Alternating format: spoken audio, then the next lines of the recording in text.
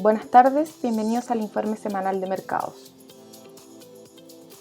Abril finalizó con rentabilidades positivas para las bolsas. El mes comenzó con bastante optimismo por parte de los inversionistas, apoyado por un reporte de utilidades que hasta el momento ha sorprendido al mercado. Sin embargo, anuncios de un aumento de impuestos en Estados Unidos, tasas de contagios por COVID-19 que siguen aumentando y una desaceleración en el proceso de vacunación agregaron volatilidad a las acciones, que moderaron su desempeño durante los últimos días. En países desarrollados destaca la bolsa de Estados Unidos, seguido de Reino Unido y Francia, mientras que en países emergentes sobresale el desempeño de la bolsa de Taiwán y Corea del Sur y en menor medida de Brasil. A nivel de sectores, materiales obtuvo el mejor desempeño, seguido de tecnología. En general, fue un mes positivo para todos los sectores y no estuvo marcado por una tendencia a favor de aquellos más cíclicos, como había sido la tónica de los últimos meses. Solo Energía finalizó con una caída del 0,5%. La renta fija finalizó abril con rentabilidades positivas luego de 3 meses consecutivos de descensos. La deuda emergente y los bonos estadounidenses destacan en desempeño. Como vemos en el gráfico, las tasas comenzaron a disminuir levemente desde sus máximos a finales de marzo, luego de que las autoridades de bancos centrales aseguraran que una posible alza en la inflación será un efecto de corto plazo y que aún quedan sectores de la economía muy dañados por la pandemia, por lo que las políticas monetarias ultra expansivas continuarán en marcha por lo menos hasta 2023. En otras noticias, ya han reportado cerca del 60% de las compañías que componen el índice bursátil de Estados Unidos, y con este número se estima una tendencia en las ganancias con un crecimiento del 54% respecto de igual periodo del año pasado. A nivel de sectores, financiero, consumo discrecional y materiales, destacan con las mayores alzas en utilidades, mientras que energía e industrial persisten con caídas. La semana anterior destacó el reporte de utilidades de las grandes tecnológicas y que ponderan entre ellas cerca del 21% del S&P. Estas compañías anunciaron ganancias e ingresos sobre lo esperado por Wall Street. A modo de resumen, Microsoft se benefició por la demanda de sus servicios basados en la nube por el trabajo y estudio remoto. La compañía anunció la compra de la firma Nuance Communications por $16.000 millones con el objetivo de reforzar el negocio de atención médica. Apple se favoreció del impulso de las actualizaciones de sus clientes por el 5G, tanto en teléfonos como en computadoras. La compañía anunció la recompra de acciones por $90.000 millones. Sin embargo, advirtió que la escasez global de chips podría generar un costo de $3.000 a $4.000 millones en ingresos. Amazon, que ha sido una de las compañías que más se ha favorecido el comercio online, sus ejecutivos ven que es poco probable una caída en sus ventas a medida que las economías reabran. Sin embargo, los gastos por COVID-19 y logística han aumentado considerablemente para cumplir con los tiempos de despacho. La compañía anunció que construirá su red 5G para su servicio de cloud computing. Facebook anunció un aumento en sus ingresos publicitarios, mientras que los usuarios activos mensuales aumentaron un 15% en todas sus plataformas. Pese a esto, el crecimiento de la compañía podría disminuir, ya que las nuevas políticas de privacidad de Apple afectarán los anuncios. Por lo mismo, Facebook espera centrarse en crear nuevas funciones de comercio electrónico, realidad virtual y aumentada y creación de contenido. Por último, Alphabet se benefició de un repunte en el gasto publicitario durante el primer trimestre. Además, la compañía se favoreció de la compra del fabricante de relojes inteligentes Fitbit y el segmento de cloud computing redujo sus pérdidas operativas en un 44%. Sin embargo, anticipa que las ventas y el uso de anuncios podrían ralentizarse a medida que las personas retomen sus actividades previas a la pandemia.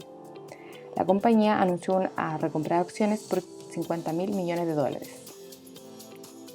Respecto a la pandemia, los nuevos casos diarios continúan en promedio por sobre los 800.000. India se encuentra con cerca de 20 millones de casos activos y continúa marcando récord en la cifra de fallecidos. El país aumentó el rango de población que puede vacunarse, considerando ahora a todos los mayores de 18 años.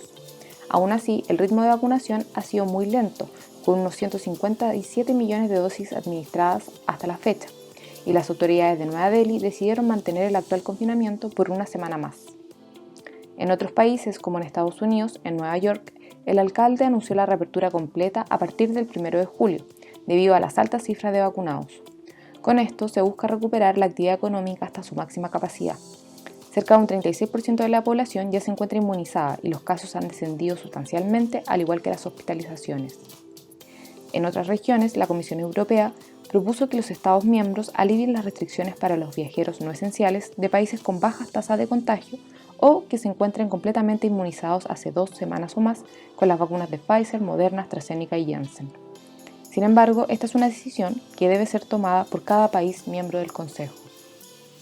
Respecto a las vacunas, como vemos en el gráfico de la derecha, casi el 8% de la población global ha recibido al menos una dosis de vacuna, y la velocidad de vacunación ha descendido fuertemente respecto a los niveles vistos a mediados de marzo.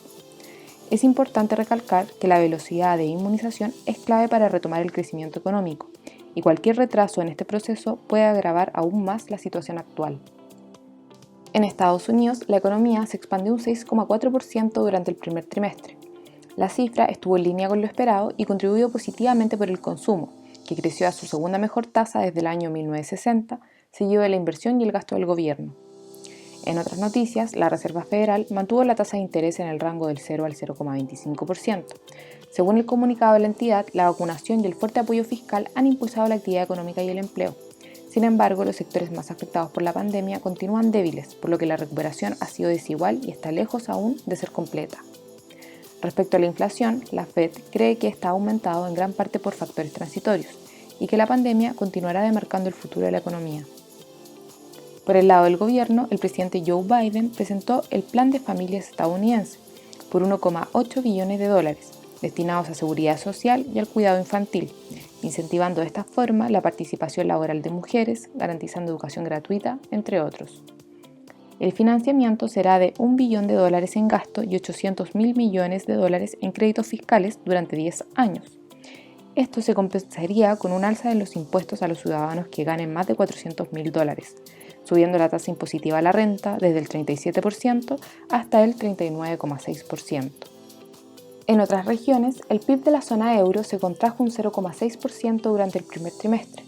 Con esto, la región acumula 2 trimestres consecutivos de descenso, estando nuevamente en recesión. Países importantes como Alemania, Portugal, España e Italia anotaron descensos en su Producto Interno Bruto, mientras que Francia destacó por anotar un crecimiento del 0,4% y explicado por una mayor demanda interna e inversión. En China, la actividad manufacturera se aceleró durante abril, llegando a su mejor nivel desde diciembre del 2020. A nivel de componentes, la producción y las ventas continúan expandiéndose, lo que benefició al empleo, que anotó su primer aumento en 5 meses. El tiempo de entrega sigue aumentando en medio de la escasez de materiales. Por lo mismo, los costos de las materias primas han aumentado, lo que se traduce en precios más altos para los clientes. Las proyecciones para los próximos meses se mantienen optimistas, pero en un menor nivel respecto de periodos anteriores. Por último, en noticias locales, la actividad económica se expandió un 6,4% a 12 meses en marzo, sobre lo esperado y explicado por una mala base de comparación, periodo que marcó el inicio de la pandemia en el país. Los servicios y el comercio destacan como los principales contribuidores a esta expansión, pero el alza fue generalizada. En comparación con febrero, la actividad se contrajo un 1,6%, debido a la implementación de nuevas medidas de confinamiento en el país, afectando al sector de servicios, comercio y en menor medida a la manufactura. En otros datos, la tasa de desempleo para el primer trimestre aumentó al 10,4%, explicado por la contracción de ocupados que provino principalmente del sector de comercio, hoteles y restaurantes, como ha sido la tónica desde el inicio de la pandemia. Mientras que la creación de empleo se dio en comunicaciones, administración pública y suministro eléctrico. En noticias políticas, la semana anterior se promulgó el tercer retiro de los fondos previsionales impulsado por el Congreso, luego de que el Tribunal Constitucional rechazara la solicitud del Ejecutivo. Adicionalmente, se considerarán en esta ocasión algunas de las ideas propuestas por el Gobierno, como el retiro para personas con rentas vitalicias y el bono por 200.000 pesos para aquellos que se quedaron sin fondos previsionales. Con esto terminamos las principales noticias que han movido los mercados durante los últimos días.